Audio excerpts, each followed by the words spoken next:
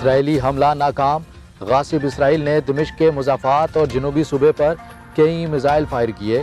شامی فوج کے مطابق تمام میزائل فضا میں ناکارہ بنا دیے گئے، اسرائیلی طیارہ بھی تباہ کر دیا۔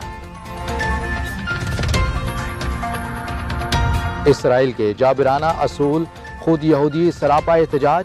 اسرائیل میں قدامت پسند یہودیوں نے لازمی فوجی تربیت کے خلاف مظاہرہ کیا، پولیس کا مظاہرین پر لاٹھی چارج، 30 مظاہرین بھی گرفتار۔ لبنان مزاحمت تحریک حزب اللہ کے ڈپٹی سربراہ نے کہا، مشرق وسطیٰ میں امریکہ کا سعودی عرب کے تعاون سے اپنی کھوئی ہوئی طاقت کو بحال کرنے کا خواب کبھی پورا نہیں ہو سکتا۔ بڑی طاقتیں دہشت گردی کے ذریعے ایشیا میں اقتصادی ترقی کی راہ میں رکاوٹ ہیں۔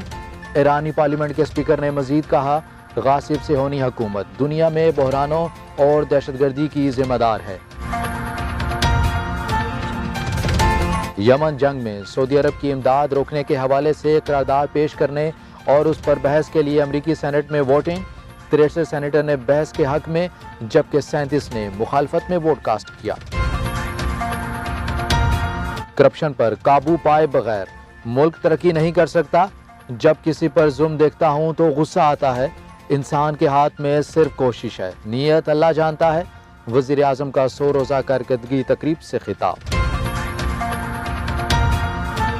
عوام کے لیے خوشخبری، اوگرا نے پیٹرولیم مصنوعات کی قیمتوں میں 10 روپے تک اضافے کی سمری حکومت کو ارسال کی تھی، جس پر وزارت خزانہ نے پیٹرولیم مصنوعات میں اضافہ نہ کرنے کا فیصلہ کیا۔